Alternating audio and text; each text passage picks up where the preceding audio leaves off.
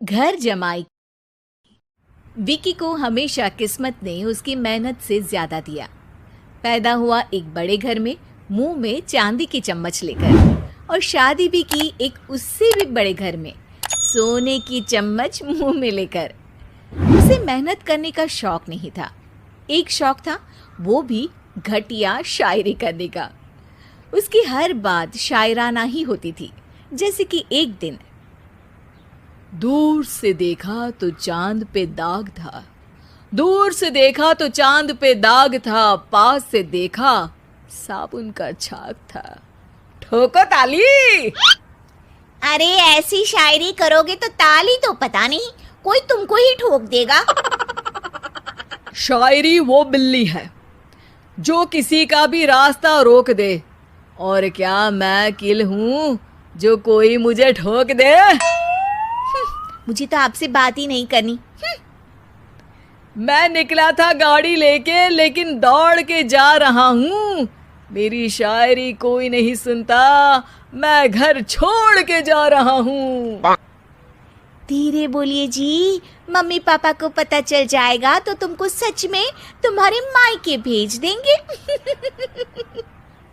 सस्ते साबुन से मेरी कॉलर चमकी नहीं, सच में चला जाऊंगा, मेरी बात कोई धमकी नहीं। अगर शायरी ही सुनानी है तो सुनाओ, लेकिन कोई काम धंधा भी तो करो। मेरे पिताजी के पास बहुत पैसा है, तो घर जमाई बन के खा रहे हो, और कल जा रहे हो ना अपने मायके, तो आज ही चले जाओ मेरी बला से। हमें तो अपनों ने लूटा, गैरों में कहाँ दम था हमें। अरे चुप हो जाओ, तुमको मिर्जा गालिब की कसम। अरे जाना है तो जाओ, लेकिन पहले मेरे मम्मी पापा से मिलकर जाओ, वरना वो क्या सोचेंगे। लेकिन विकी अकेले ही अपनी कार लेकर अपने मायके यानी कि अपने खुद के घर पहुंच जाता है। अरे बेटा, तू अचानक, बहू कैसी है? अरे माँ, बहू तो बिल्कुल बदल गई है, मुर्गी हाथ से निकल गई है। अरे क्या हुआ बेटा? उसकी आती नहीं है, मेरी जाती नहीं है। मैं करता हूँ शायरी, उसे भाती नहीं है। मेरे पास उसका फोन आया था बेटा, सही कह रही है वो। तुमको काम करना चाहिए, तभी तो इज्जत मिलेगी। घर जमाई बनके सास ससुर के पैसों पर कब तक ऐश उड़ाते रहोगे? मेरी जिंदगी में हर तरफ से उंगली हो रही है, फोन पर मेरी चुगली हो रही है। अरे चुगली नहीं कर रही थी बहू, वो तेरा भला चाहती है बेटा। सूखे हुए कपड़े को भी गीला कह रहे हैं लोग, चुगली करने को मेरा भला कह रहे हैं लोग। ठोको ताली। ये सुन के माँ अपने हाथ से अपना सर पीट लेती है।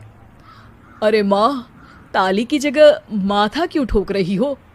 बेटा तू ना आराम कर, तेरे पिताजी भी आने वाले हैं, खाना लगा देती हूँ।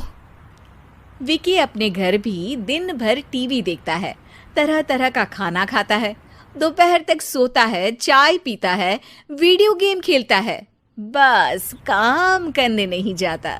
घर में नौकर चाकर है तो बिस्तर से हिलने तक की जरूरत नहीं पड़ती।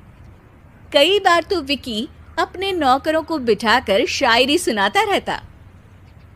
कब जाओगे बेटा?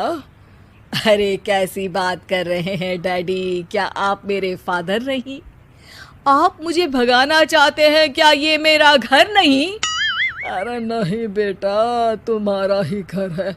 हम तो चाहते थे कि तुम यहीं रहो और मेरा काम आगे बढ़ाओ, लेकिन तुम ही चले गए घर जमाई बनने।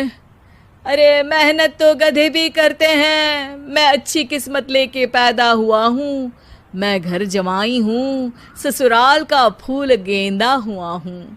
ठोको ताली। पिताजी और माँ सच में ताली बजा देते हैं।